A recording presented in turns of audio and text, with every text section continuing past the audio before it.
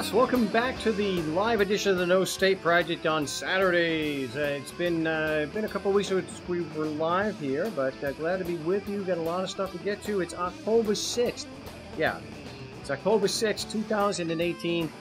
3 hours of Anarchy Radio right here on the Liberty Radio Network, LRN.FM. And remember, on Wednesdays we have, and streaming live, of course, on my YouTube channel. And remember that the Wednesday show is a commercial-free broadcast for an hour long. So if you missed that, check it out. You want to join the big show. You want to talk about anarchy, veganism, ethics. Whether you agree or disagree. That, or if you want to talk about court procedure and defending yourself in court, how to argue better, how to better defend yourself against these people. 218-632-9399. 218-632-9399. The passcode is 2020 and the pound sign. It is not a toll-free call. I probably should have mentioned that for the last, I don't know, 8 years. That's my fault. I've messed up a lot these 10 years. I'll talk more about that in another video, but wow, you can really misjudge people, people who say something to your face, but boy, once you're not in front of them anymore, once they don't have a motive to, wow, oh, yeah, we'll get into that. There was so much crap going on because I go against my better judgment of posting on Facebook, anything more than the promotion of the big show. And, oh yeah, this is a new Iron Maiden shirt. So we got the Number of the Beast going there. Greatest metal album ever. There is no disputing that. So if you want to call and try to show that there is a better heavy metal album, the Number of the Beast, and that does not include the first 5 Maiden albums, that I'm willing to throw down for that. So that's something we can discuss also. But I discussed it with Eyal last week about all the Facebook crap that was going on, and so I'm going to have a separate video about that there. And because of all that crap, I forgot something that was really, really important. And this might not be important to a lot of people out there, but I think my boy Tommy in the Big D, I think he's going to feel that this was something very important that I should have mentioned on the big show on Wednesday, because on September 29th, just it was last Sunday or last Monday, still this week, we lost a giant. We lost somebody who in his field was a giant. 83 years old, from Philadelphia. I didn't even know this. From Philadelphia, Mississippi, born on April 29th, 1935. A giant of the blues, Mr. Otis Rush. Passed away at age 83. And anybody who knows about blues, at least blues guitar, knows that, man, Otis Rush, he was a lefty, and like Albert King, who's always also a lefty, he had the strings backwards. So where the low E string, instead of that being at the top, it's at the bottom. And so, like Albert King, if you have the string on the low E, or the lowest string, instead of it being on the bottom, it's on the top. And you have these massive hands like Albert King had. You can bend 2 steps like nobody's business. 2 steps for Albert King. Wait, you can start the bend sometime, and that definitely had was something that you could hear in his music, and it's something Albert King And, well, obviously Albert King. But our man for the hour here, you know, Otis Rush, yeah, you can hear those monster bends and the vibrato on this son of a... and not only was he a great guitar player, but he was also a really good singer. He had a tenor voice. And even if you've never heard of Otis Rush, which, if you're that kind, just... I don't know. What do you say about someone who's never heard of Otis Rush? He does a live version of Gambler's Blues that is just, it's like a religious experience. Wow.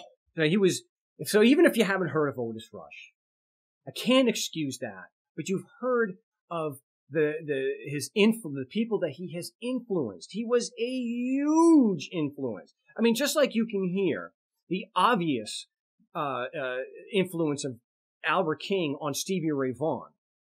Stevie Ray Vaughan's band, Double Trouble, that is a song from Otis Rush, Double Trouble. Huge impact on people like Mike Bloomfield. Mike Bloomfield is... Yeah, Tom, what can we say about Mike Bloomfield? I mean, just, you know, so a lot of the really big notable guitar players of the 60s were hugely influenced by Otis Rush. So one of his songs done, which put Clapton on the map, and yes, I will defend that, Otis Rush's All Your Love, that Clapton did on the Beano album, absolutely put him on the map. I mean, that was just an astounding solo. So yeah, come on, I don't want to see these guys. I'm just making a point of what a great listening experience it is to something like a Gambler's Blues from Otis Rush, or Long Hard Journey from Mike Bloomfield. There's a live cut of that. Oh my gosh, it's just intense. And also, he was a huge influence on one of my favorite blues players, Peter Green. I think Peter's birthday's coming up again.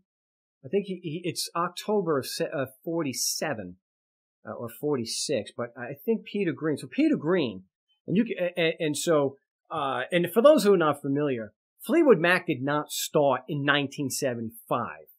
Fleetwood Mac started in 1967, or the end of 1967, the beginning of 1968, and it was because Peter Green had taken John McVie and Fleetwood Mac from when they were in the Blues Breakers and created Fleetwood Mac, and they were a jam band. They were an improvisational blues band, which they never improved on. Never improved on. Record sales don't mean anything to me, because I defy anyone to listen to Peter Green as a live cut of him doing Got a Mind to Give Up Living, which is an old B.B. King song, I think it is, called The Letter. I defy anyone to listen to that and say that is not one of the top 5, if not the greatest blues solo performance, bar none. And that, to get back, because Otis Rush was such a great musician, such an unbelievably great performer, and was such a obvious influence on some of the most, the greatest guitar players. And obviously Jimmy Page, and, is not. He influenced he was a huge influence. So I should have mentioned it on the big broadcast on Wednesday, and I let all this stuff cloud, and not get to what's really important. And that is great music, which is far and away a much better use of our time than arguing on, is it argue really the right word? I don't think I've actually on Facebook had an argument, with most people, but ranting and posting on Facebook is no substitute for such wonderful music. So, rest in peace, Mr. Otis Rush. And, if you're not familiar, man, do yourself a favor. Go to YouTube, go to Spotify or whatever you're using. Look up Otis Rush. You will not be disappointed. But we'll be back with your calls and more here on the No State Project in just a few moments. Do not go anywhere. Welcome back to the No State Project here on the Liberty Radio Network, LRN.FM. Streaming live on my YouTube channel. It is No State Project. there on YouTube. You can sub. Thank you, everyone, for the 12,000 plus subs. That is appreciated. And just know that I know there are a lot of comments that are going to be on here. The video is not very good, but it doesn't need to be. And so I do have a regular habit of getting the good audio from the show that I'm recording here, not going, in the stream. And so I do pull down the live broadcast and cut out all the commercials and repost it with just, just maybe some graphics. But this broadcast is entirely too long to try to edit in graphics. So the Wednesday show, I'm much more able to do that because that's it's less than half the content. So it's easy to do. So don't worry, say or post that, oh, I'm afraid of your comments. Oh my gosh, I'm afraid of a YouTube comment. No. I know. So that's what's going to happen there. I did post a video yesterday, and it's been a while since I've done a call of shame, and I'm a little surprised at some of the comments. I mean, the one you get a troll, just whatever.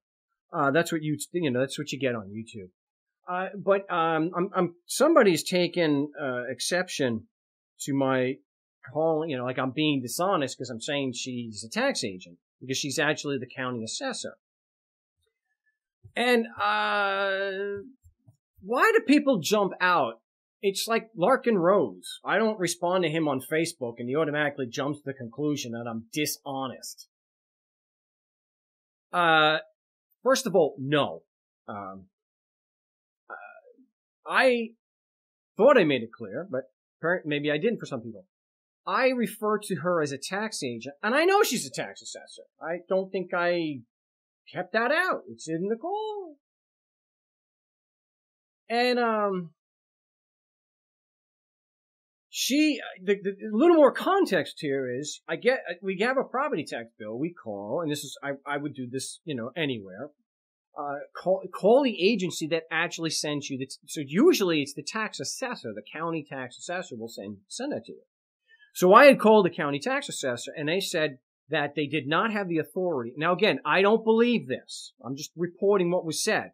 And here's another thing too. If somebody wants to turn around and say that I'm dishonest and that I have no credibility because I'm giving you hearsay, I'm telling you what I heard on the call, well, all right, fair enough. But to say I'm dishonest, you can say that, it's hearsay. But to say I'm being dishonest, oh my gosh. I can't agree with that. But I can report to you what happened.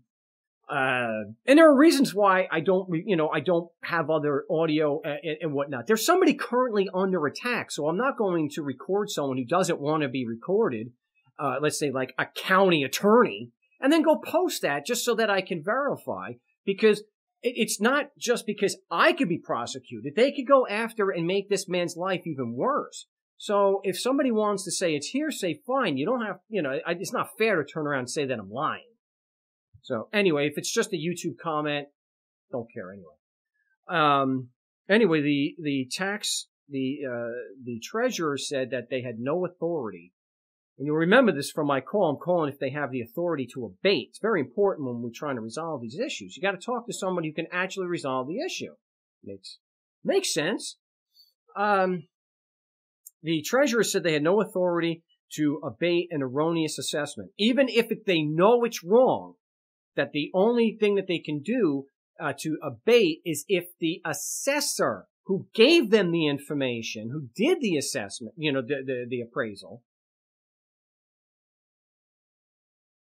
if they withdraw and say it's wrong, then that's the only way. So then I went back, of course, to the assessor. I think it's complete garbage.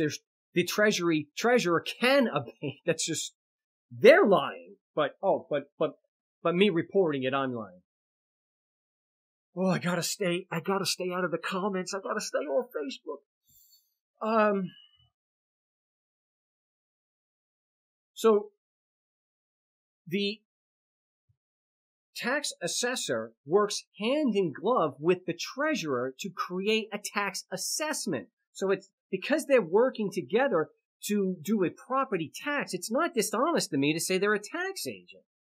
I mean, gosh, if somebody wants to piss on my work, do a little bit better than that. Do better than Larkin Rose can.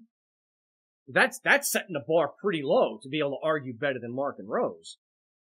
And I have a whole video, that I'm doing to address those issues. But at least do better than that. That should be the bar. The minimum level of being able to argue on the show, you should at least be able to argue as bad as Larkin Rose. So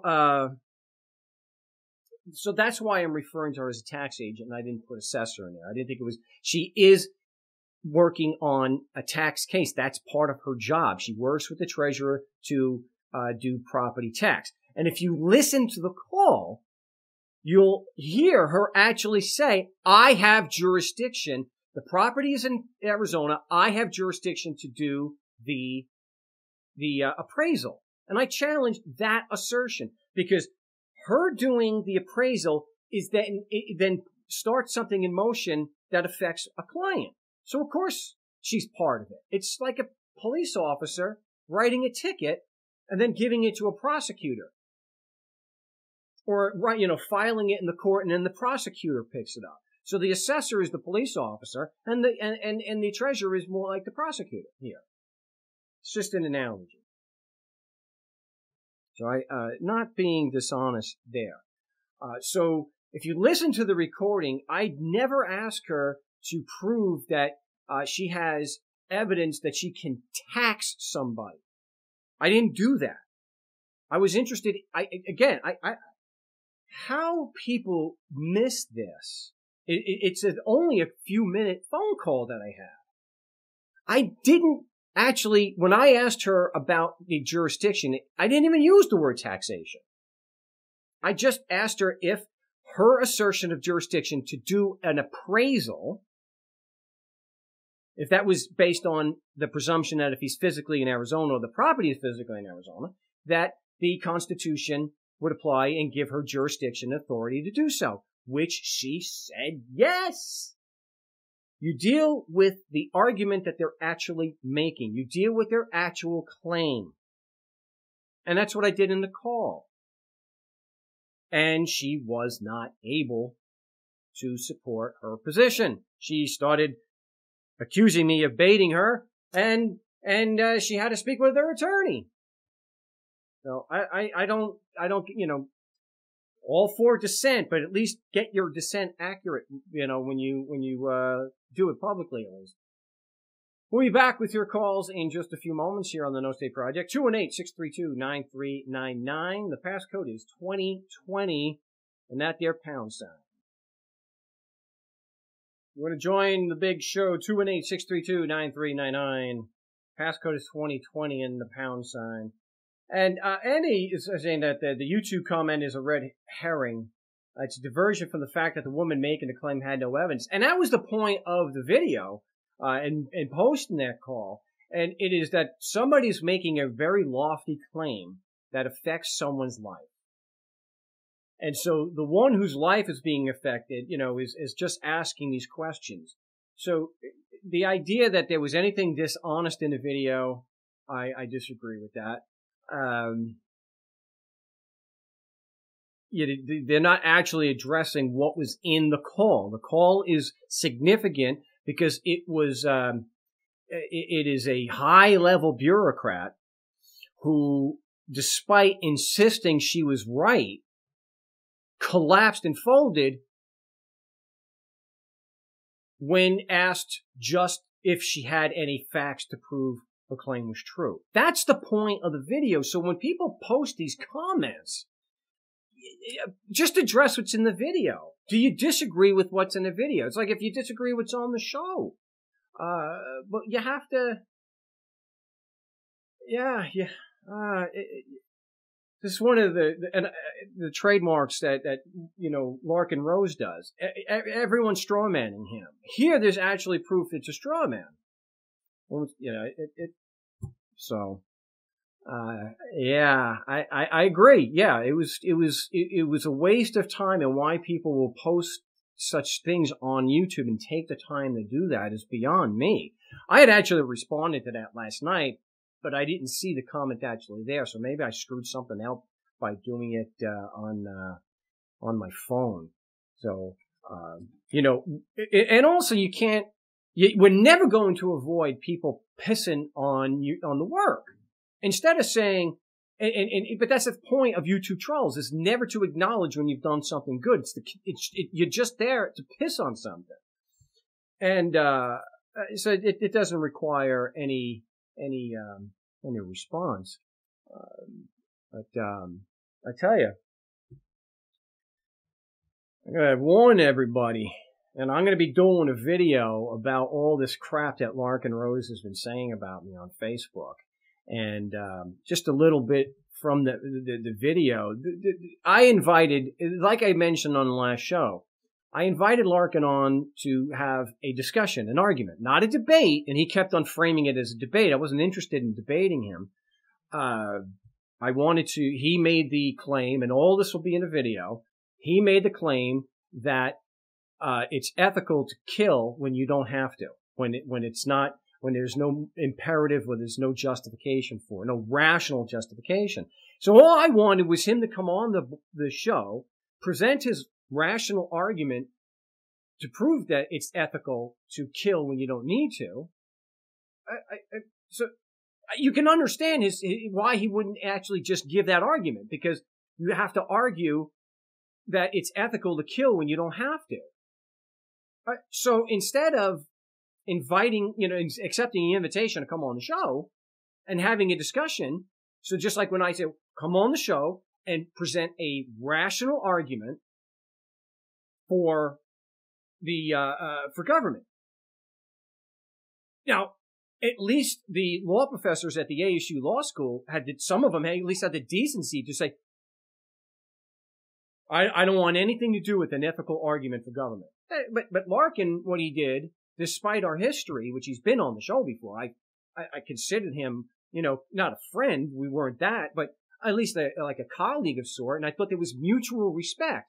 It turns out Larkin did not have mutual respect. Instead of accepting the invitation and having a conversation like an adult, which, you could go 2 weeks ago, I had Jack on the show, and even though he interrupted me and he disagreed with me, we still had an adult conversation. And I've had discussions and arguments with Larkin because I disagree with him, and we've discussed it on the show.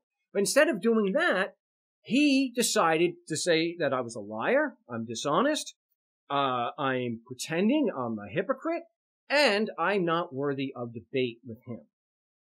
Pretty lofty claim there, I would imagine. So I will be doing a full video of that. It's a shame that something like that has to be done. But anyway. Yeah, Tom, I kind of get it, where our enemies, the statists, love the idea of infighting. But I do have to point out, I didn't do it. All I did was extend as a friend and a colleague, who I thought with somebody we had mutual respect, all I did was extend him an invitation to be on the show. But at least what this is going to do, and I guess there's some bad news here, because if we can show Larkin for the kind of person he is and the bad arguments that he has, maybe enough people will see that and stop supporting that in his garbage arguments. And yeah, you could say that he is responsible for bringing a lot of people into the anarchist belief. But there are other people that have 10 times the audience that are despicable human beings, and their bad arguments are being shown, and how bad they are should be shown. So shame on me. And I go through in the video how I should have seen it, but I was blinded because. But anyway, let's get to. He's been on the show before. I hope I have some kind of resolution here for you, Kerry. But Kerry in New Mexico, welcome back to the show. Hello. Yes, you're on live. Hey, Mark, how are you today? I'm doing well. How are you? Well, I had to go to court on the 25th, and we did do so as it is a demanded appearance. And when the evening before, a few days before, I tried to get onto your No State Project chat, and often they offer help. But when I went over to your chat, I mean, this complaint so much as, well, I was questioning as to why I hadn't been there in the last 6 months, seeking help or whatever. And my response was, I have bills to pay, and I certainly need to generate the revenue to pay the bills. But one of the things about the No State Project thing on the Skype is, for some reason, and I can't tell you, but there's some sort of a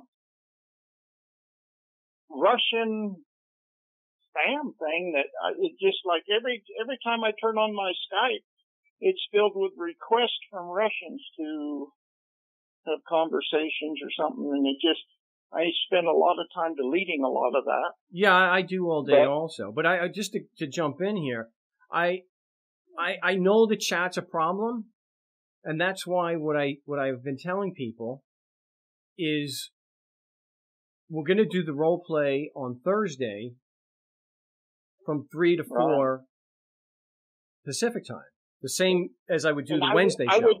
Let me hook up on Skype to get in that, or? Yeah, let me the reason why I'm doing that is because I am absolutely at my wit's end of dealing with complaints from the chat.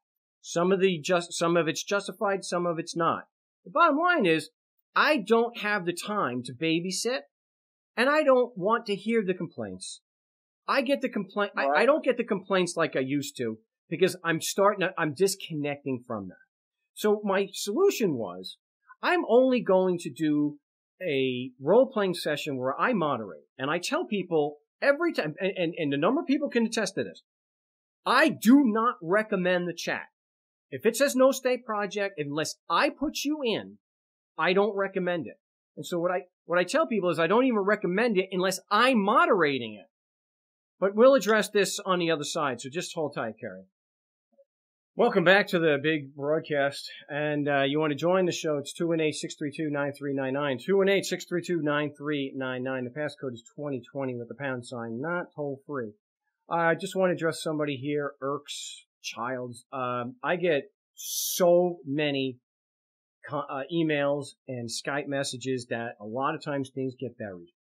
And unless I put you on the favorites, well, it wouldn't work if I put so if I didn't address, I apologize for that. That's why it's just too many, but I did see your message and I put you in the chat. So, Kerry, like what I'm saying is, if I put somebody into the chat, you have to know, and I'm telling you in advance, I am absolutely not responsible for anything that is said in that chat. The only time I am responsible for what is said in the chat is when I am personally moderating that, and I'm doing that on Thursday, so it's an additional show practically, to just address the role playing. I know that things are said in there that, I get that. But as far as the Russian bots, I believe that we've got there's at least 2 other chats that we don't get nearly as many Russian bots. So we may just have to put you into one of the newest rooms. But for you and everybody listening, unless it's a Wednesday broadcast and I am moderating it, please don't complain to me about the chat. The only time I want to hear is if someone is threatening violence, and so if I'm a moderator, I can delete the chat. Other than that, right, I don't want to hear the complaints, because I deal with terrible people all day, and it really starts to wear on you when you're dealing with like that tax assessor, the property tax assessor. It's just, there's so much crap that you can pile on someone's shoulders, and so please, people, keep that in mind. And I let people know individually, if I put you in that chat, I am not responsible for what happens there. And it would be unfair So you try to hold me responsible just because it's called the No State Project chat. Okay. So what can we do about the situation that you're in? I mean, we've addressed this a lot the last couple of years. So what is going on right now that we can possibly address? The last time, like I said, I tried to get onto your chat and update, and I was blocked by one of your members, and for whatever reason, I can't get in the front door. I mean, somehow, and part of it is my lack of knowledge or ability to get in there. But I'm going to keep working on that, keep trying, because I mean, obviously. But Kerry, I'm sorry to cut you off. I cannot dedicate the time on the show to discussing the problems on the chat. So I want to get back to what can we do? What's the problem, and what can we do, if anything, to help resolve it? Mark. Yeah, I'm here. Mark. Yeah. Okay. On my court case, I went in there on the 25th, and I sat there, and after 20, 30 minutes, the state,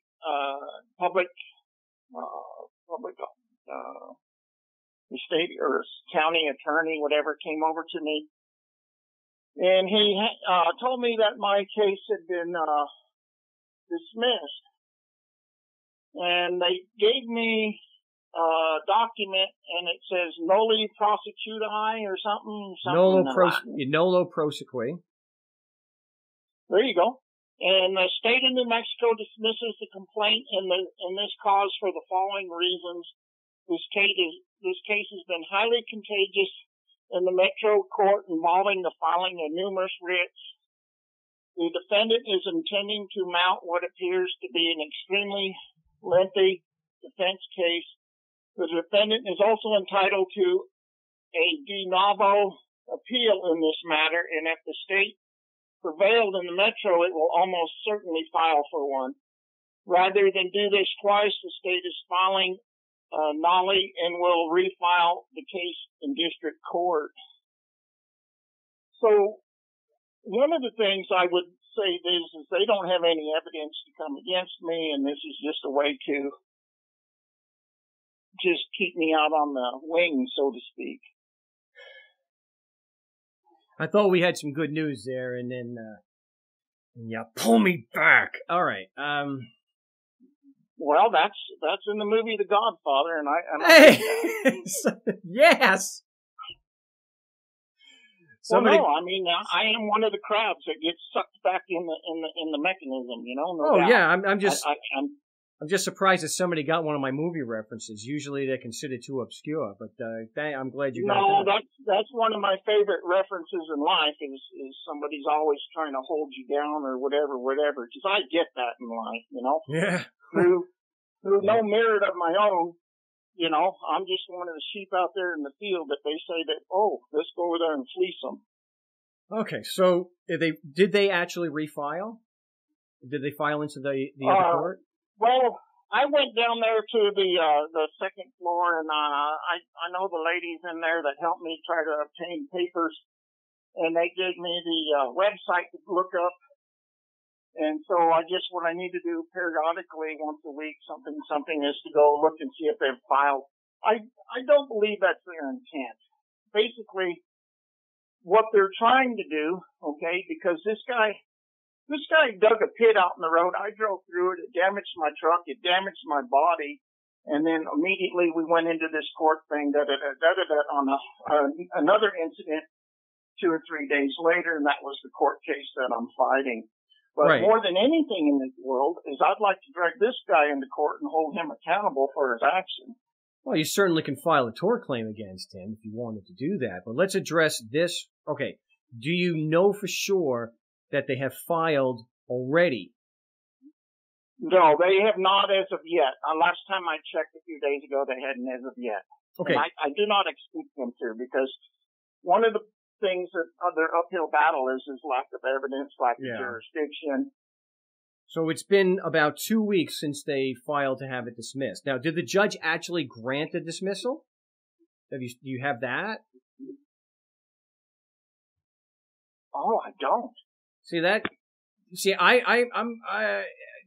it's very, what's important here is that they can file to dismiss for a nolo prosequi. It doesn't mean the judge is going to necessarily grant it. Now, they typically do in my experience with these things, especially traffic. But you have to find out for sure if the judge has granted it. So that is something you're going to have to get with the trial court to find out. So I would get that from the district court, or I would get that from the metro court, from the judge in the metro court? In the lower court where this is happening, the trial court, where the prosecutor filed to have it dismissed. So would I go to the district attorney's office and ask them if their document was granted, or how would I obtain that? You can look at the docket online to see if the judge if they have one, and then you can if it's there, if they have the docket online, it'll tell you if the judge granted it. Right. We do know that my situation in life is very unique, and obviously they can come after a person 10 years later and fine them for court costs, and in my case that has happened multiple times. So, well, there'll be an order from the judge. It'll be on the docket. There'll be an order. I know Tom's saying get the disposition. If you look at the docket, it'll show. If it's online, you'll have a list, right. And it'll show. If they don't have it online, then unfortunately, you may have to go down to the court or call down there and say, hey, what's the last order from the judge? Did they grant the order to dismiss? Did they grant the motion to dismiss from the prosecution? So what would I file to have that in writing with them? You don't need to file anything. You could just ask for, like Tom's saying, get the disposition, or you can ask them if the judge has ordered the dismissal, granted the prosecution's order, motion to dismiss. So you're saying it was filed on the 25th, so it's been almost about 2 weeks now. If the judge has granted it, there'll be a record of that on the docket, and the clerk should be able to tell you. The judge may not, but I would imagine with this case, I'm going to put you on hold. We'll finish on the other side. I imagine with all the stuff that's going on, and I understand I get what they're saying, a lot to do about nothing, which they should have just dismissed it if that's the case. But we'll be back with a second of 3 hours of Anarchy Radio right here on the Liberty Radio Network. And if you want to join me, it's 218-632-9399. Passcode is 2020 with the pound sign. It is not a toll-free call. So we got about 5 minutes, and I might, I'll be on the chat, but there's not going to be any actual audio. So we'll be back again, like I said, in just a few minutes. Yes, we're back for the second of 3 hours of Anarchy Radio right here on the Liberty Radio Network and streaming live on my YouTube channel. What we mean by anarchy? I had someone on Facebook try to teach me about anarchy, and he said anarchy is, I don't remember, it's stupid. But anarchy is, the way I intend it, why I use it, why I call myself an anarchist is that the ruling class is immoral and unethical. By forcing please spare me this crap that there is no such thing as right and wrong. Good Lord. Wow. I have spent way too much time on Facebook. It is just toxic, but it's a rejection of the concept of a ruling class. That it is that at least with the United States government, without even bringing ethics and right and wrong into it, the means can conflict with the end.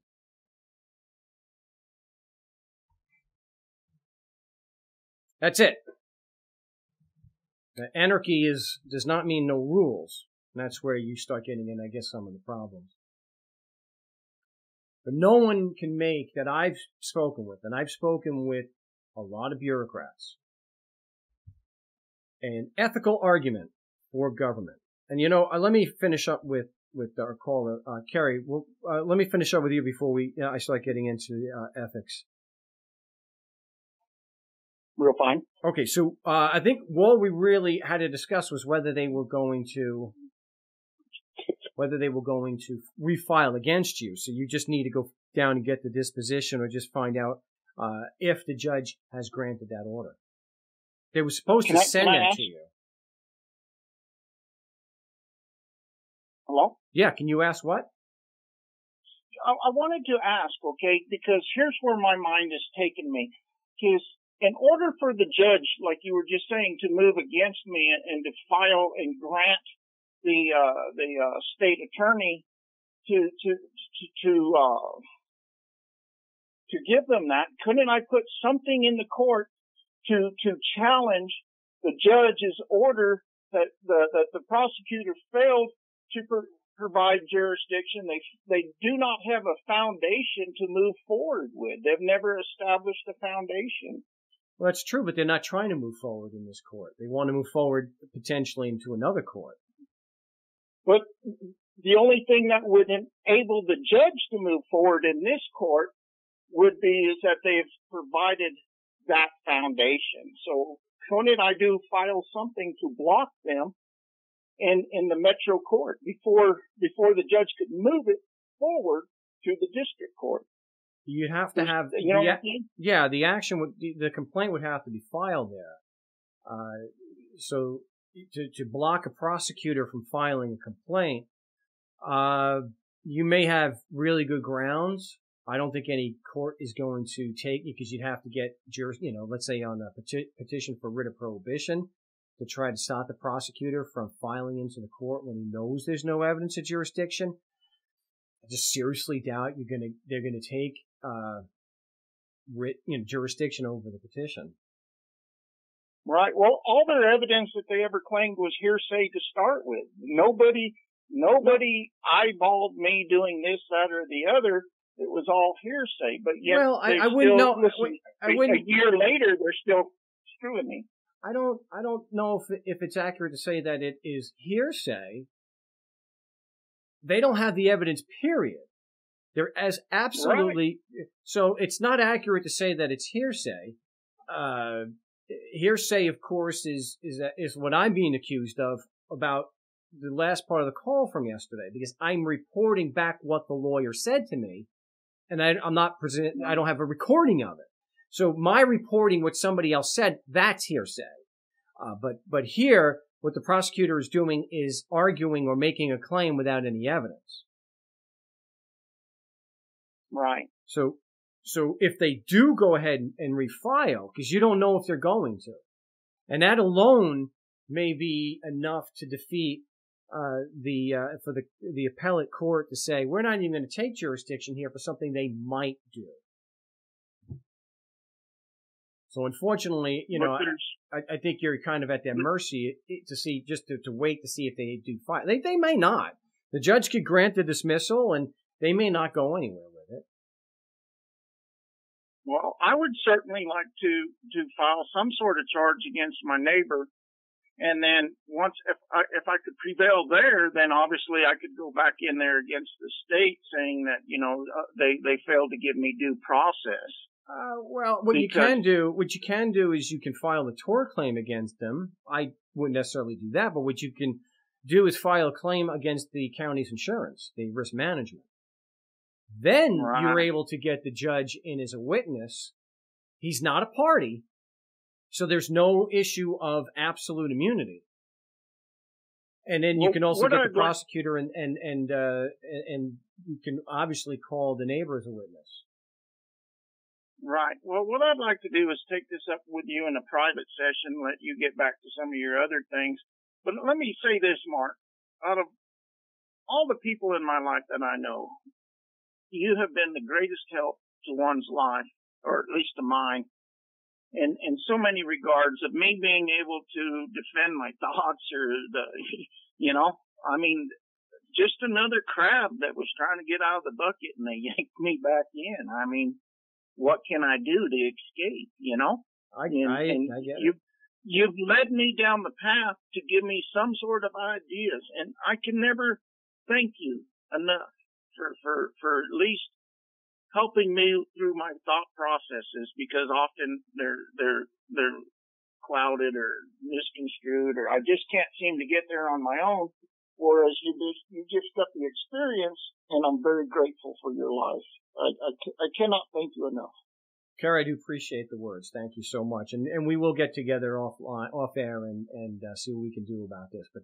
But find out Monday. Find out online today if they are available. If not, find out on Monday, and then let me know Monday what you hear as far as that motion being granted.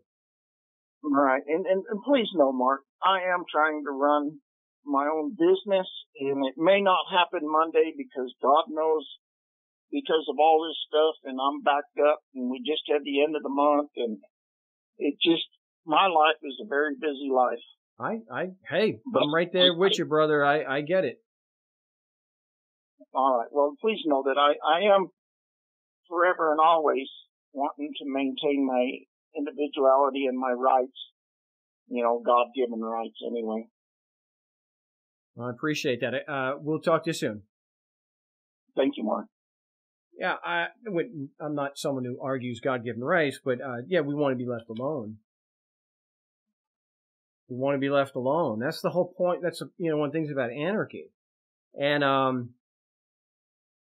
so to continue the discussion on anarchy, why I say that, why I'm a proponent of anarchy, because the ruling there's no moral, ethical, or rational justification for a violent ruling class. And I have asked people to come on the show who work for government or profess that government is a legitimate organization.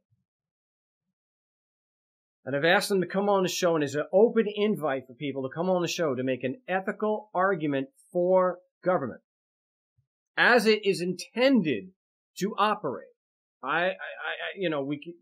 There is obviously abuse. We're talking about how it's supposed to operate. And, like I've mentioned before, not one of the law professors at ASU here in Tempe, Arizona, or even the ethics professors would come on the show, or even just have a discussion that I could record, making a ethical argument or a moral argument for government. Yes, welcome back to the No State Project here on LRN.FM, the Liberty Radio Network, and also streaming live on my YouTube channel, which is, of course, No State Project, talking about anarchy for the moment, and also about, if you want to call in about that, veganism, or if you want to talk about defending yourself effectively in court. Hey, maybe you just want to learn better how to destroy somebody's argument, which on YouTube or especially Facebook, you don't need too many skills to destroy an argument on Facebook, because it's very rare to actually get an argument on Facebook. Occasionally, you'll get something of value. I posted something today about a double standard, and almost none of the torrent of posts that were there had anything to do with the actual post, which was a double standard. That if I discuss, or a self-proclaimed anarchist or voluntarist, if we make a moral judgment about the organization called government, that's cool. You're not seen as an SJW, or a cuck faggot. You're just pointing out that taxation is theft, and pointing out taxation is theft is not making you, again, a social justice warrior. You're not some cuck faggot.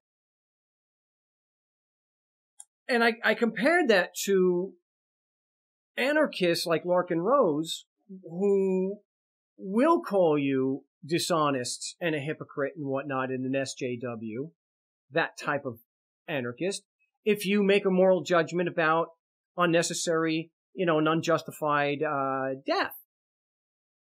And there was a torrent of responses. And from what I saw, nobody actually addressed the double standard. Yeah, that is kind of a dick move. Yeah, you're right. If If you can proclaim that taxation is theft, that doesn't make you an SJW. It doesn't defeat the claim. Yeah, the cuck faggot is kind of fun. It's not just an alt-right thing to call someone a cuck faggot. But I wanted to just point out the double standard. If I can come on the show and make a moral judgment about government, which is just men and women forcing us to pay them and saying that taxation is theft, there's really no, that's not being a social justice warrior. That's not me trying to say that I'm morally superior to all you I'm just pointing out, making a moral judgment no different than an anarchist saying that taxation is theft. So to turn around because you take umbrage at something that may be unethical that you are doing, that doesn't make me a cuck faggot. It's like being in high school again. I can't tell you how many times I'd be walking down the hallway in high school and somebody would call me a faggot. For a long time, I thought my name was Faggot. Wow. Welcome back. I've never had to do that during a show before. Dare I do this again? Wow, I had, for those listening, that I don't know if I mentioned, I had one of the lights actually burst here in the home studio. So dare I go ahead and try to fix this? What I was talking about before was anarchy and how how inconsistent. And nothing wants to work today. So maybe it's Tom that's in the queue. All right, let's make some sense of this. Tom, welcome back to the show. Hey, Mark. Just wanted to mention something real quick. Robbie put out a video, I believe it was yesterday, and it was one of the best encounters that I've seen yet with a police officer directly at the police department. Robbie was very, very patient and actually got this cop to think about things, and it was a great example of how to argue with a statist. Okay. It's called it's just titled Great Conversation. And I just wanted to let everybody know that it's really well worth watching. You should maybe watch that too. It was an excellent example of how we should go about this stuff. Skype me, my Skype account, and give me the link, and I'll check that out. Yep. Okay. So he went up to a police officer in the street? No. He went to the police department. Some issue happened between him and passengers in the car. The police decided to pull them over because they had out-of-state plates, and it led to an arrest and a marijuana stolen from Robbie. And Robbie basically goes into the police department and really educates this officer, and by asking questions and exposing his logical his circular argument, the logical fallacy of a circular argument. And it was done so well. I can't give him more credit. That was awesome. And that's the kind of stuff we need to do at city council meetings. Although, albeit we only get 3 minutes, if several of us were to go down there and, again, having friends go anywhere with you to do something like this is almost impossible. But anyway, just wanted to say that. This is a great video. It's called Great Conversation. Okay, well, give us some spoilers there. So what was the main point that he was able to get across to the officer? Well, the idea of, that statutes, and Robbie basically did what we do in court, to a judge or a prosecutor, and asked how the statutes apply to him. The officer said, well, you can't have marijuana in the state they were in. I forget what it is now. And, because the statutes say so, and blah, blah, blah. And Robbie really cornered him really well on, asking how the statutes apply. And of course, the statist comes up with his ideas and excuses. So it's the law, blah, blah, blah. And, Robbie used a great example of a wristwatch. I'm not going to go into this whole thing. You guys can watch it, but it was awesome. That's all I can say. It was the best one I've seen yet. Really calmly done. The officer, Robbie let him know that it was being recorded. The officer during this thing also mentioned that it was being recorded on his end as well. and it was just absolutely professional from both sides. Wow. Really, really good. So this is actually better than, you said it was the best you've ever seen? Yeah, I mean, as far as being able to have a rational discussion or debate or however you want to call it with a statist, and, you know, this cop wasn't all irrational. I mean, it's the best one I've seen. Confrontation with police is dangerous. You know that, and we all know that. Yeah. And this guy it was excellent. I have to give kudos to the officer. It was excellent. So, Robbie was able to have a rational, professional, courteous discussion with a police officer. And in the police department. In the police department, which, for those who don't remember, it's on my website. You can search for Mark Stevens stalked Mesa Police. I failed miserably trying to do that. I got stalked. I had to get the hell out of there. Right. So, that's kind of what I mean. Yeah, good on him. It normally goes to, yep. So, do you get the impression that the police officer is actually rethinking his beliefs, that they're not actually justified and true? I think, I would hope so. I would think that after he went home or, you know, sat down and thought about it again himself, that has to be, it was such a logical, rational argument that Robbie was giving that there's no way you could not see it. And, you know, the officer did see it a lot. And again, these are the kind of things, this is what we need to be doing. These are the efforts we need to be doing right there. Yeah. Talking to people rationally like that. It's a big one. And having rational discourse, hoping they're not, you know, idiots and aggressive. This cop was. Oh, good. Well, good on the cop for being professional and not just doing like they did to me and I'm sure others, and just take out the sovereign citizen crap and want to investigate them just because they want to ask a few questions. Well, good on them. On both of them. I'm looking forward to seeing this. I mean, can you tell me how long it is? Do you know about? I believe it's 47 minutes long off the top of my head. Ooh. And it gets cut off in the end. They're more or less talking about. Hold on a second, Tom. Like just 1 second. We'll finish on the other side. My name's Mark Stevens. You're watching the No State Project and listening to it on the Liberty Radio Network. The number is 218-632-9399. 218-632-9399. We'll be back, and the passcode is 2020. We'll be back with Tom and your calls in just a few moments, so don't go away. Welcome back to the No State Project here on LRN.FM. Hopefully I've done a decent job, a good enough job of cleaning up that light, and I'm not going to start suffering from mercury poisoning, but gosh, I have to replace these lights. I mean, if that happens again, I didn't realize they were mercury, so. All right, Tom, look, all right, you said it was 47 minutes long. You put the link in. I have to approve that for some reason. Okay, the link is there in the chat, so everyone can go after the show, can check that out. Or maybe on a break, you can start with. It condenses what we do in a nutshell. It's a Gary 101. Excellent, and with a cop of all things. It's pretty impressive, if you ask me. Yeah. Oh, well, hey, I'm glad to hear that people are having success and are doing that. And you know, it is a hell of a lot more difficult, Tom, for these trolls to try to put the work down when you have them on video.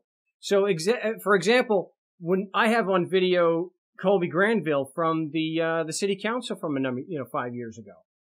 How, and Scott Bales of the Supreme Court here in Arizona. How do you piss on that when the man on video can't prove his claim? How is that somehow me being a jerk or that I'm so stupid? It's not even about me necessarily. So I'm really glad. And these videos, when we confront them, it takes arguments away from trolls, so they have to say stupid things like I just make prank calls and stuff like that. Good on Ryan. I'll do my best to watch, but I don't know if 47 minutes is kind of a big time commitment. but I'll do my best to at least watch part of it. No wonder, Robbie, I haven't heard from Robbie. He was challenging me on Facebook, and I had not heard back. So I know he said that. Well, you should take the credit for this, Sifu, because Robbie, he joined a few years ago, and you taught him well, my friend.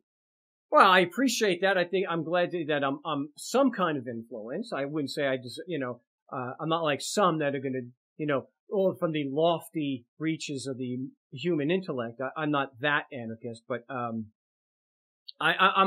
glad I was an influence and was able to help. Now I'm really looking forward to seeing it. That's what. Well, there's a lot of logic and ethics to be discussed before we actually try to attempt this or even bother with role play. And that's something I learned when I first started. I met Gary Capps. A lot of the things that he talks about go right over your head, and just like your books address, there is so much to break free from first before you can actually grasp this idea that these people are just forcing their ideas and opinions down our throats at the point of a gun. That's it. Yeah, the thing, it seems simple, but it isn't that simple. Look how many people that we still argue with all the time in these chats that have been around for years that just, oh my God, they're so freaking stupid. I don't get it. How can you not see it? I wouldn't use stupid. I think it's a refusal. Maybe it's a willful ignorance. It is very simple to, like when I posted yesterday, the video I posted yesterday, there was nothing sophisticated, or overly sophisticated in what I did to have that agent shut down and not be able to present or support her claim. I think it's the conditioning, and it's very difficult for people to understand that they literally are just men and women forcing us to pay them, and that they have no evidence to support their claim. It is the same resistance that someone like Larkin Rose, and I'm sorry, and you to a degree for a while, that Larkin Rose's anger is rooted in he just cannot admit he's wrong. He can't admit that something he's done all his life is wrong. So he lashes out at me as if that's going to make what he's doing. So it's the same thing here. Status will get real pissed off. And I'm putting people, maybe some people you're encountering in a chat. I talk with people all the time, and they still cling to this notion that you can do accepted for value, or they still cling to this notion that they're admiralty courts. I'm like, right. And it boggles my mind, and I'm thinking, I think I'm repeating myself too much. But when I have so many people saying, oh, the old Cap's name, and I ask them, have you been listening to the show? Did you? Oh, no. Do you realize I'm an anarchist? So it's not stupid. It doesn't matter how many times we talk about the rules. Like, here's a little bit of a double-edged sword to this thing. We, of course, when they bring up their UCC rules and just all the stupid rules that they want to try to argue and go into the merits, yet you and us, we're using motions, and we are using rules like 602 and certain rules. It's a sort of a double-edged sword, but we're obviously trying to point out for them to follow their own damn rules. That's it. Yeah, well, we have. Isn't it a Go ahead. I'm sorry. We can't just pull a Milosevic, right? You can't just sit back and do nothing to defend yourself and just say this is illegitimate. It's not a very effective way to do it. We have to use some of their rules in an effort to show how dishonest and unfair the proceedings are, period. So even if they throw it out, that doesn't mean the process itself is any less immoral or unethical, right? And that's why we use their rules. Well, see, this is what was so nice about that video Robbie just did. He didn't cite any of their rules. He stuck to the ethics and logic and morality of what they are doing when they pull him over and take you away and put you in a cage. The officer didn't even like what do you mean a cage? Like a dog cage? What do you mean? And Robbie's explaining to him, no, you're jail. Oh, it's not a cage. Yeah, it is a cage. What's the difference? You know, those are certain things that the officers, the police, the tyrants want to block out of their mind. It's just, that's not convenient to think of us in a cage. No, yes. No, it's jail. And so let me make a point on that. Yeah, go ahead. I'm sorry, I interrupted. I'm sorry. That's okay. Go for it. It's that wordplay that people that like Larkin use, just like you're saying, it's convenient. We don't want to refer to it as what it is, a cage. We want to say the more respectable jail. It's not torture. It's enhanced interrogation. Yeah. It's Africans, people of African descent are not human. They're property. And the same thing is animals are property. They're food. It's the same stupid, semantic act of convenience that is trying to somehow justify immoral behavior. And so good on Robbie for nailing him on that. Yep. You're damn right, Yeah, it's a I'm cage. going to get off of here. I'm going to let some other people call in, Mark. I just wanted to bring that up because that was a great, great video. I'm going to do my best. I'm glad you did. I'm going to do my best to watch it all. I probably won't be able to get it all today, but I will definitely watch part of it. So I appreciate that. You'll watch the whole thing. Mark my words. It'll inspire you to watch the whole thing. Anyway, I will. All right. Talk to you later, brother. All right. Thanks.